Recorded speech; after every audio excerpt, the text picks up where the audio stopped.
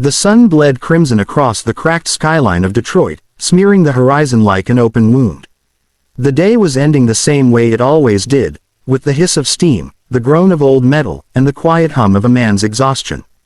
Elias Morgan wiped his grease-stained hands on a rag that had seen better days. His fingers were scarred, knuckles split, black grease permanently embedded beneath his nails like ink stains of his forgotten dreams. His navy blue overalls clung to his lean, muscular frame, smelling of gasoline, sweat, and rusted hope. The garage was falling apart, peeling paint, broken windows, a sagging roof, much like the man who owned it.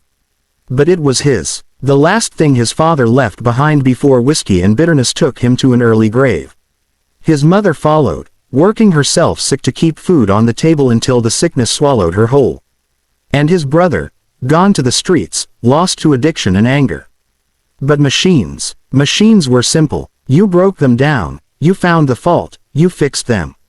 People weren't that easy. Elias adjusted the wrench on the engine block when the soft chime of the garage doorbell startled him.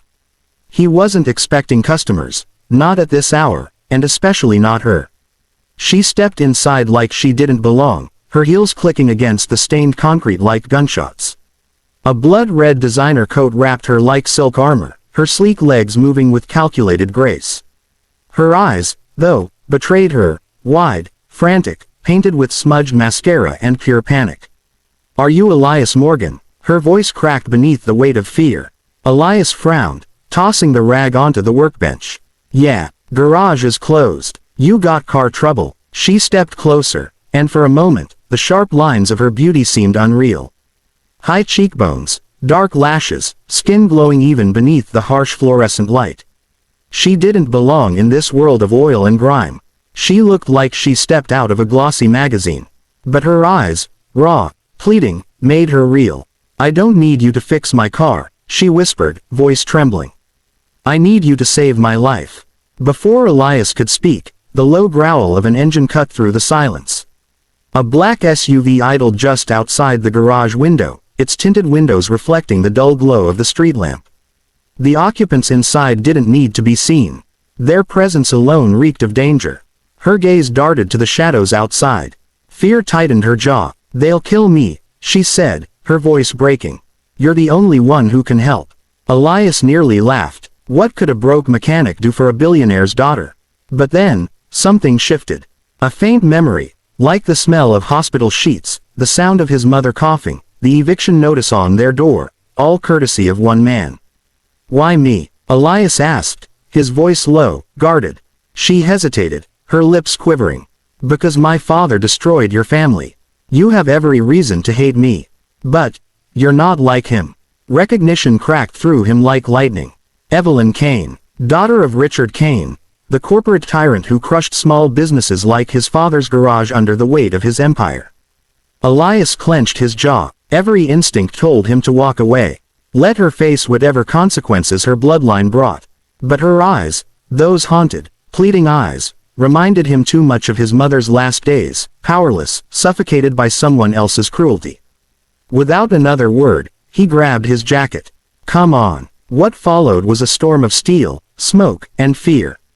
They tore through the forgotten edges of Detroit, empty warehouses, cracked backroads, alleys choked with decay. The SUV never far behind. The city's shadows whispered their names.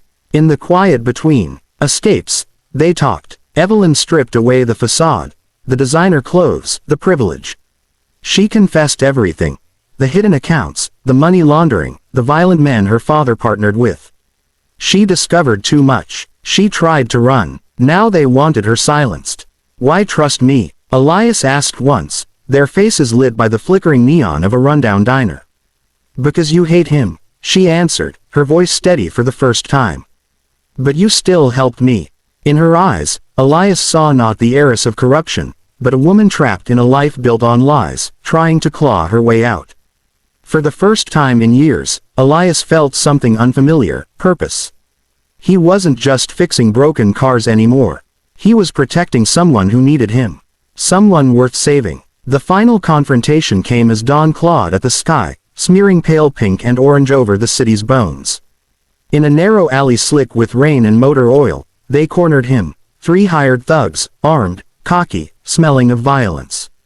Elias stood between them and Evelyn, her trembling breath behind him. "Move aside, grease monkey," one of them sneered, gun raised. Elias' grip tightened on the wrench in his hand. His voice was calm, steady, forged from years of fixing what others abandoned. "I fix things," he said. "Cars, engines, people." In a blur of practiced motion, the same hands that rebuilt engines, Elias struck. The wrench cracked bone, disarmed the gunman. A scuffle of fists, grunts, the clang of metal on concrete. Sirens howled in the distance. Evelyn's evidence had reached the authorities. By the time red and blue lights flooded the alley, the men were on the ground, groaning, defeated. Evelyn stood tall, the fear in her eyes replaced by fierce defiance. In the aftermath, Richard Kane's empire crumbled beneath scandal and investigation. His enemies exposed, his power stripped, Evelyn rejected the blood-stained fortune. She chose a different life, one built on truth, not fear. Elias left behind the crumbling garage. With Evelyn's help, he opened a new shop, small, honest, thriving.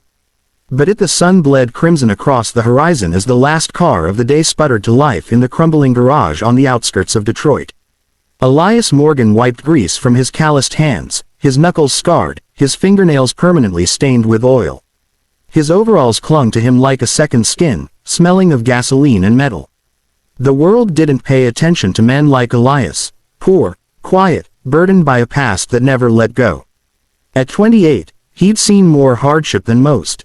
His father dead from the bottle, his mother working herself to the bone until the sickness took her, and a brother lost to the streets.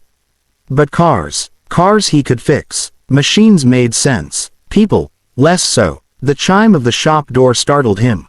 It wasn't a usual customer. Not at this hour, not with those shoes. Black stilettos clicked against the concrete, sleek legs emerging from beneath a blood-red designer coat. Her eyes were wide, frantic, rimmed with smudged mascara. "Are you Elias Morgan?" she asked,